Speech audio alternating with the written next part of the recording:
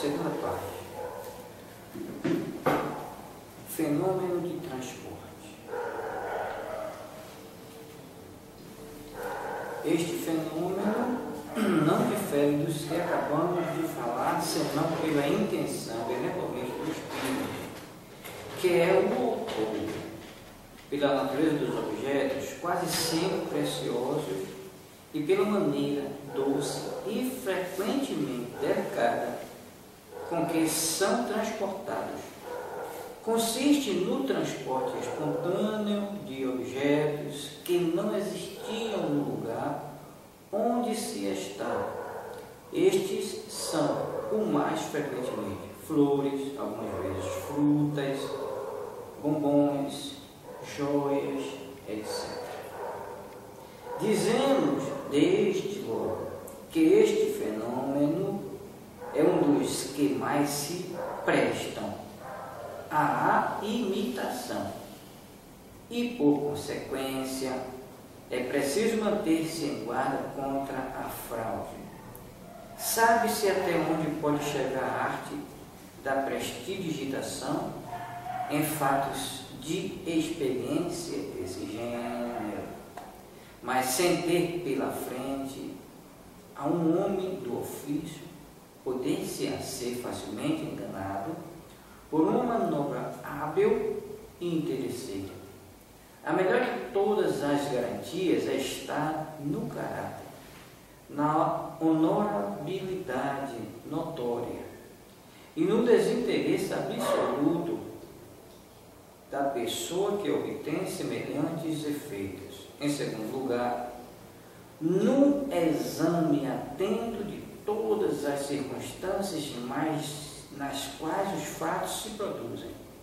Enfim, no conhecimento esclarecido do Espiritismo, que só pode fazer descobrir o que era suspeito.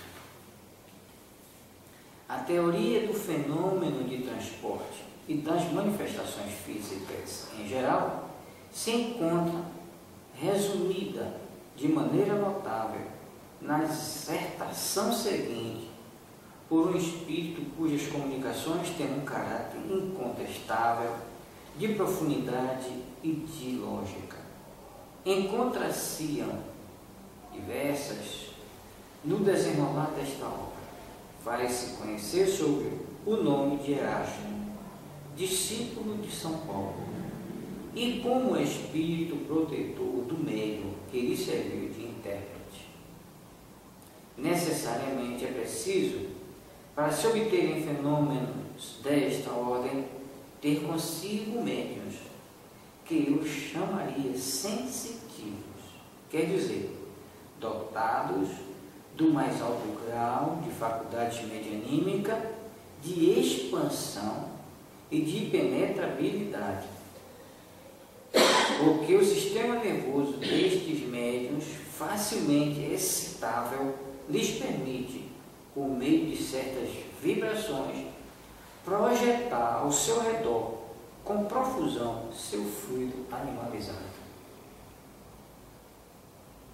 As naturezas impressionáveis, as pessoas cujos nervos vibram ao menor sentimento, à menor sensação que a influência moral ou física interna ou externa sensibiliza, são pessoas muito aptas a se tornarem excelentes meios para os efeitos físicos de tangibilidade e de transporte. Com efeito, seu sistema nervoso, quase inteiramente desprovido da capa refratária que isola esse sistema na maioria dos outros encarnados, os torna próprios ao desenvolvimento destes diversos fenômenos. Em consequência, com um sujeito dessa natureza, cujas outras faculdades não são hostis à mediunização, se obterão mais facilmente os fenômenos de tangibilidade, as pancadas dadas nas paredes e nos móveis, os movimentos inteligentes e mesmo a suspensão do espaço da mais pesada matéria inerte. A fortiori, se obterão destes resultados se, no lugar de um médium, se tiver à mão vários outros igualmente bem dotados. Mas, da produção desses fenômenos à obtenção dos fenômenos de transportes, há todo um mundo, porque, neste caso, não só o trabalho do espírito é mais complexo, mais difícil, mas bem mais. O espírito não pode operar senão por intermédio de um único aparelho medianímico. Quer dizer que vários médios não podem concorrer simultaneamente na produção do mesmo fenômeno. Ocorre mesmo, ao contrário, que a presença de certas pessoas antipática ao espírito que opera entrava radicalmente sua ação. É por esse motivo que, como vedes, é importante acrescentar que os transportes necessitam sempre de maior concentração e, ao mesmo tempo, de maior difusão de certos fluidos, e que não podem ser obtidos senão com meios os melhores dotados, aqueles, em uma palavra, cujo aparelho eletromedianímico é o de melhores condições. Em geral, os fatos do transporte são e ficarão acessivelmente raros. Não tenho necessidade de vos demonstrar porque são e serão menos frequentes que os outros fatos de tangibilidade. Do que disse, vós mesmo deduzireis.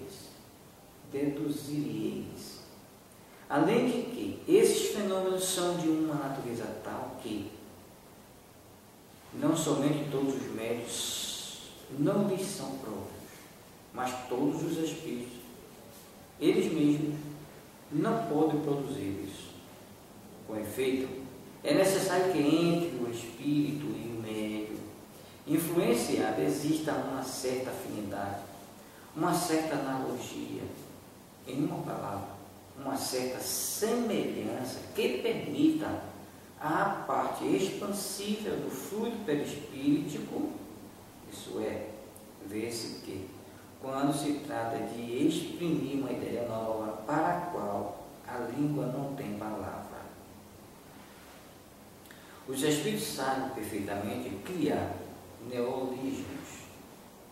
Estas palavras, eletromedianímica, perispirítico, não são nossas. Aqueles que nos criticaram por termos criado as palavras espírito, espiritismo e perispírito, que não tinham suas analogias, poderão também fazer o mesmo processo aos espíritos.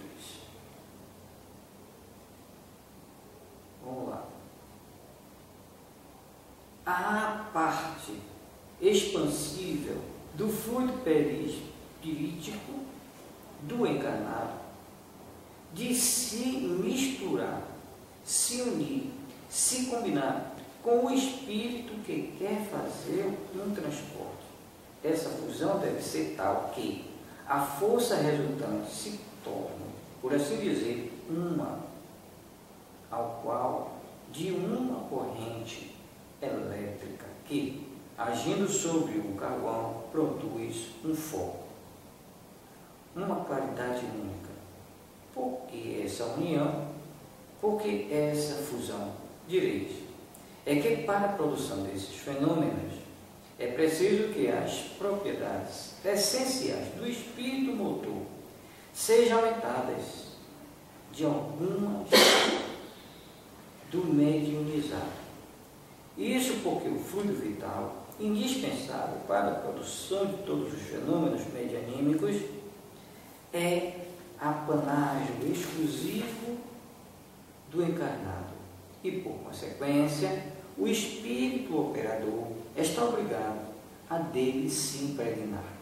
Só então ele pode, por intermédio de certas propriedades de vosso meio ambiente, desconhecidas para vós, isolar, tornar invisíveis e fazer mover certos objetos materiais e mesmo os próprios encarnados.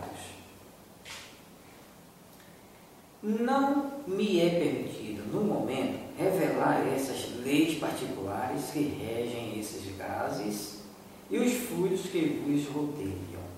Mas, antes que os ônus sejam decorridos, antes que uma existência de homens seja cumprida, a explicação dessas leis e desses fenômenos vos será revelada e vereis surgir e se produzir uma nova variedade de médios que cairão no estado cataléptico particular, desde que sejam medianimizados.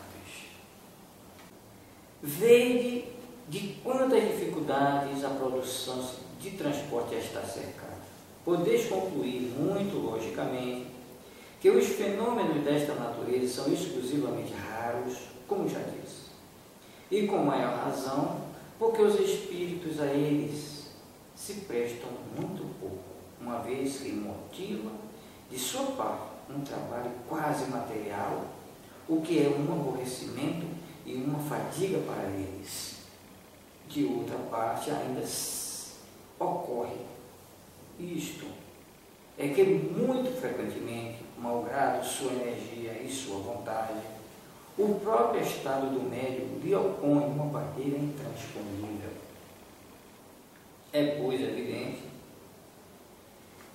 e vosso raciocínio o sanciona, não duvido disso, que os fatos tangíveis de pancadas, de movimentos e de suspensão são fenômenos simples, que se operam pela concentração e dilatação de certos fluidos e que podem ser provocados e repetidos pela vontade e trabalho de médiuns, que lhes estão aptos, quando nisso são secundados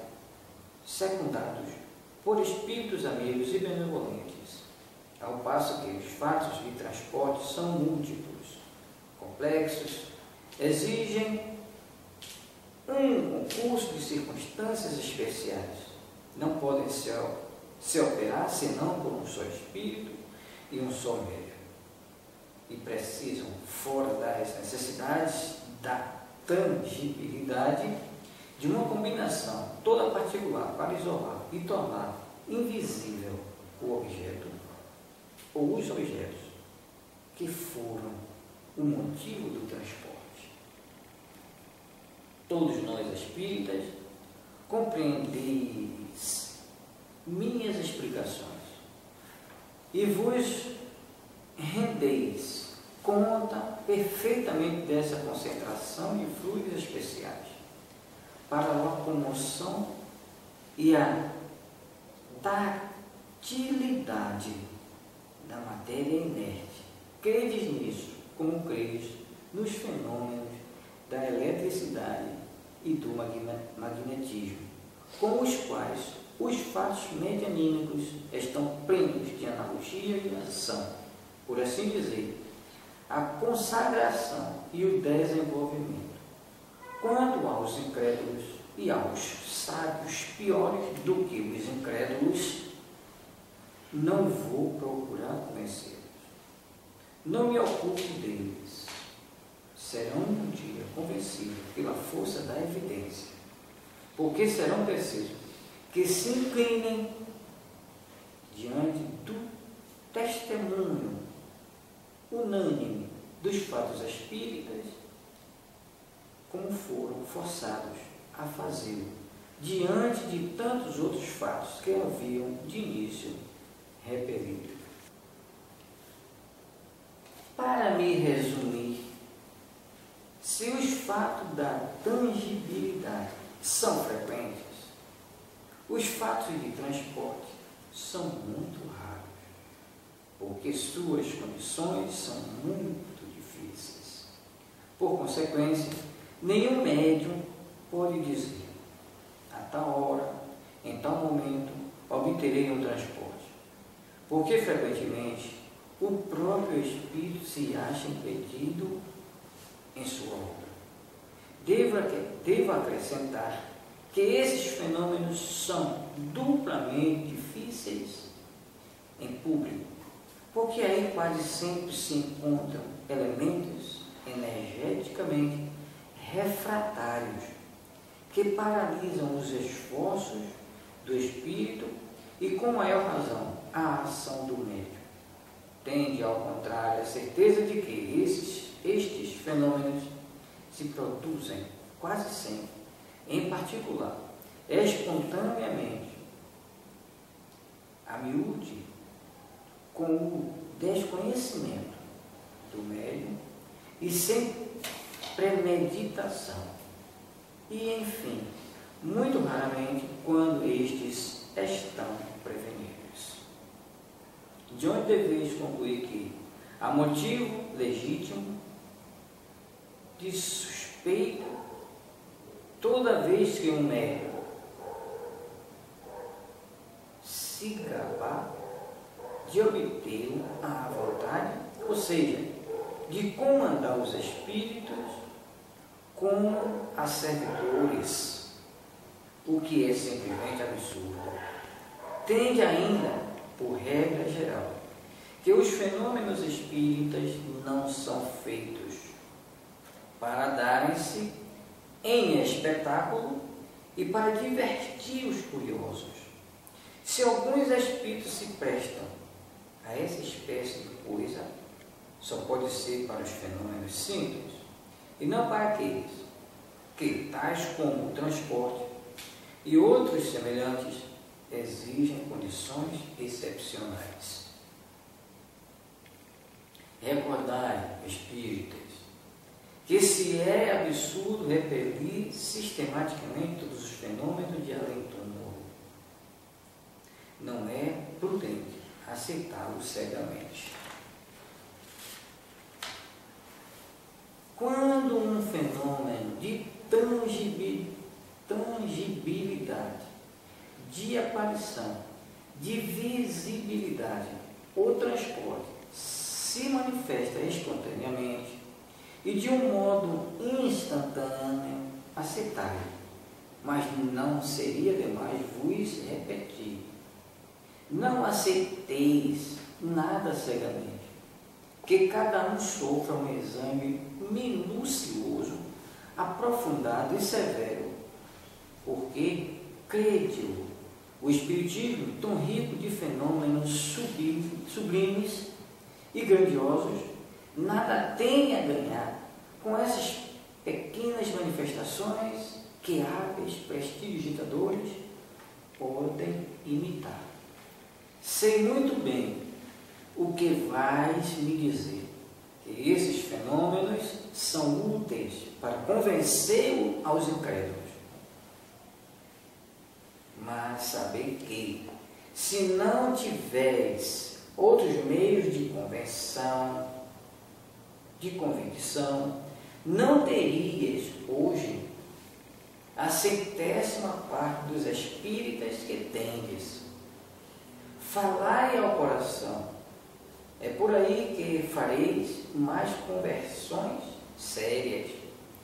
Se credes útil para certas pessoas, agir pelos fatos materiais, apresentai-os, menos em circunstâncias tais que não possam dar lugar a nenhuma interpretação falsa e, sobretudo, não vos afasteis das condições normais desses fatos, porque os fatos apresentados em más condições fornecem argumento aos incrédulos, em lugar de convencê-los.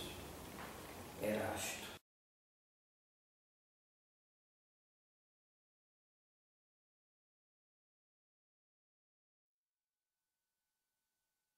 Correção. 96. Este fenômeno não difere do de que vimos de falar, senão pela intenção benévola do espírito que o produz, pela natureza dos objetos, quase sempre graciosos, de que ele se serve pela maneira suave, delicada mesmo, porque são trazidos.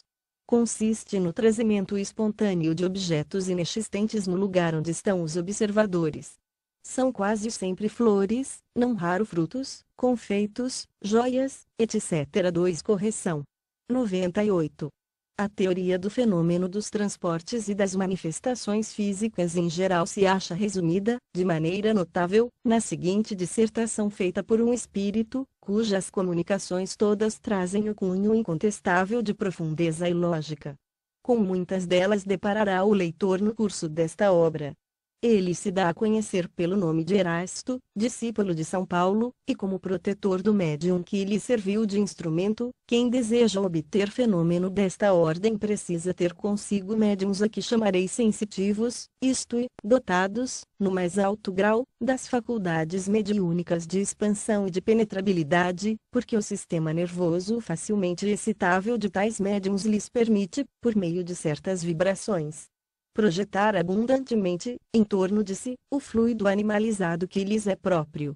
As naturezas impressionáveis, as pessoas cujos nervos vibram a menor impressão, a mais insignificante sensação, as que a influência moral ou física, interna ou externa, sensibiliza são muito aptas a se tornarem excelentes médiums, para os efeitos físicos de tangibilidade e de transportes. Efetivamente, quase de todo desprovido do invólucro refratário, que, na maioria dos outros encarnados, o isola, o sistema nervoso dessas pessoas as capacita para a produção destes diversos fenômenos. Assim, com um indivíduo de tal natureza e cujas outras faculdades não sejam hostis à mediunidade, facilmente se obterão os fenômenos de tangibilidade, as pancadas nas paredes e nos móveis, os movimentos inteligentes e mesmo a suspensão, no espaço, da mais pesada matéria inerte. A fortiori, os mesmos resultados se conseguirão se, em vez de um médium, o experimentador dispuser de muitos, igualmente bem dotados. Mas, da produção de tais fenômenos à obtenção dos de transporte há um mundo de permeio, porquanto, neste caso, não só o trabalho do espírito é mais complexo, mais difícil, como, sobretudo, ele não pode operar, senão por meio de um único aparelho mediúnico, isto é, muitos médiuns não podem concorrer simultaneamente para a produção do mesmo fenômeno. Sucede até que, ao contrário, a presença de algumas pessoas antipáticas ao espírito que opera lhe obsta radicalmente a operação. A estes motivos aqui, como vedes, não falta importância, acrescentemos que os transportes reclamam sempre maior concentração e, ao mesmo tempo, maior difusão de certos fluidos, que não podem ser obtidos senão com médiums superiormente dotados, com aqueles, numa palavra, cujo aparelho eletromediúnico é o que melhores condições oferece. Em geral, os fatos de transporte são e continuarão a ser extremamente raros. Não preciso demonstrar por que são e serão menos frequentes do que os outros fenômenos de tangibilidade, do que digo, vós mesmos podeis deduzi-lo. Demais, estes fenômenos são de tal natureza, que nem todos os médiums servem para produzi-los. Com efeito, é necessário que entre o espírito e o médium influenciado exista certa afinidade, certa analogia, em suma, certa semelhança capaz de permitir que a parte expansível do fluido perispirítico, do encarnado se misture, se una, se combine com o do espírito que queira fazer um transporte. Deve ser tal esta fusão, que a força resultante dela se torne, por assim dizer, do mesmo modo que, atuando sobre o carvão, uma corrente elétrica produz um só foco, uma só claridade. Por que essa união, essa fusão, perguntareis? É que, para que estes fenômenos se produzam, necessário se faz que as propriedades essenciais do espírito motor se aumentem com algumas das do médium, é que o fluido vital, indispensável à produção de todos os fenômenos mediúnicos, é apanágio exclusivo do encarnado e que, por conseguinte, o espírito operador fica obrigado a se impregnar dele. Só então pode, mediante certas propriedades, que desconheceis, do vosso meio ambiente, isolar, tornar invisíveis e fazer que se movam alguns objetos materiais e mesmo os encarnados. Vê-se que, quando se trata de exprimir uma ideia nova, para a qual faltam termos na língua, os espíritos sabem perfeitamente criar neologismos. Estas palavras, eletromediúnico, perispirítico, não são de invenção nossa. Os que nos têm criticado por havermos criado os termos espírita, espiritismo, perispírito, que tinham análogos, poderão fazer também a mesma crítica aos espíritos. Não me é permitido, por enquanto, desvendar-vos as leis particulares que governam os gases e os fluidos que vos cercam, mas, antes que alguns anos tenham decorrido, antes que uma existência de homem se tenha esgotado, a explicação destas leis e destes fenômenos vos será revelada e vereis surgir e produzir-se uma variedade nova de médiuns, que agirão num estado cataléptico especial, desde que sejam mediunizados. Vedes, assim, quantas dificuldades cercam a produção do fenômeno dos transportes. Muito logicamente podeis concluir daí que os fenômenos desta natureza são extremamente raros, como eu disse acima, e com tanto mais razão, quanto os espíritos muito pouco se prestam a produzi-los, porque isso dá lugar, da parte deles, a um trabalho quase material, o que lhes acarreta aborrecimento e fadiga. Por outro lado, ocorre também que, frequentemente, não obstante a energia e a vontade que os animem, o estado do próprio médium lhes opõe intransponível barreira. Evidente é, pois, e vosso raciocínio, estou certo, o sancionará, que os fatos de tangibilidade, como pancadas, suspensão e movimentos, são fenômenos simples, que se operam mediante a concentração e a dilatação de certos fluidos e que podem ser provocados e obtidos pela vontade e pelo trabalho dos médiuns aptos a isso, quando secundados por espíritos amigos e benevolentes, ao passo que os fatos de transporte são múltiplos, complexos, exigem um concurso de circunstâncias especiais, não se podem operar senão por um único espírito e um único médium e necessitam, além do que a tangibilidade reclama, uma combinação muito especial, para isolar e tornar invisíveis o objeto, ou os objetos destinados ao transporte. Todos vós espíritas compreendeis as minhas explicações e perfeitamente apreendeis o que seja essa concentração de fluidos especiais, para a locomoção e a tatilidade da matéria inerte. Acreditais nisso, como acreditais nos fenômenos da eletricidade e do magnetismo, com os quais os fatos mediúnicos têm grande analogia e de que são, por assim dizer, a confirmação e o desenvolvimento. Quanto aos incrédulos e aos sábios, piores estes do que aqueles, não me compete convencê-los e com eles não me ocupo. Convencer-se-ão um dia, por força da evidência, pois que forçoso será se curvem diante do testemunho dos fatos espíritas, como forçoso foi que o fizessem diante de outros fatos, que a princípio repeliram. Resumindo, os fenômenos de tangibilidade são frequentes, mas os de transporte são muito raros, porque muito difíceis de se realizar são as condições em que se produzem. Conseguintemente, nenhum médium pode dizer, a tal hora, em tal momento, obterei um transporte, visto que muitas vezes o próprio espírito se vê obstado na execução da sua obra. Devo acrescentar que esses fenômenos são duplamente difíceis em público, porque quase sempre, entre se encontram elementos energicamente refratários, que paralisam os esforços do espírito e, com mais forte razão, a ação do médium tende, ao contrário, como certo o que, na intimidade, os ditos fenômenos se produzem quase sempre espontaneamente, as mais das vezes à revelia dos médiuns e sem premeditação, sendo muito raros quando esses se acham prevenidos. Deveis deduzir daí que há motivo de suspeição todas as vezes que um médium se lisonjeia de os obter à vontade, ou, por outra, de dar ordens aos espíritos, como a servos seus, o que é simplesmente absurdo. Tende ainda como regra geral que os fenômenos espíritas não se produzem para constituir espetáculo e para divertir os curiosos. Se alguns espíritos se prestam a tais coisas, só pode ser para a produção de fenômenos simples, não para os que, como os de transporte e outros semelhantes, exigem condições excepcionais. Lembrai-vos, espíritas, de que, se é absurdo repelir sistematicamente todos os fenômenos de além-túmulo, também não é de bom aviso aceitá-los todos, cegamente. Quando um fenômeno de tangibilidade, de visibilidade, ou de transporte se opera espontaneamente de modo instantâneo, aceitai-o. Porém, nunca o repetirei demasiado, não aceiteis coisa alguma às cegas. Seja cada fato submetido a um exame minucioso, aprofundado e severo, porquanto, crede, o Espiritismo, tão rico em fenômenos sublimes e grandiosos, nada tem que ganhar com essas pequenas manifestações, que prestidigitadores hábeis podem imitar. Bem sei que ides dizer, é que estes são úteis para convencer os incrédulos.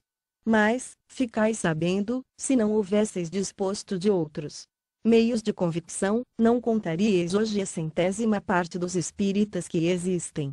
Falai ao coração, por aí é que fareis maior número de conversões sérias.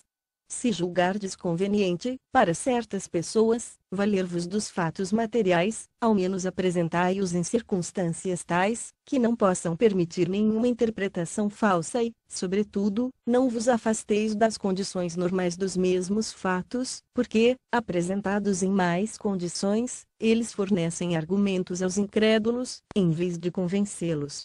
Erasto.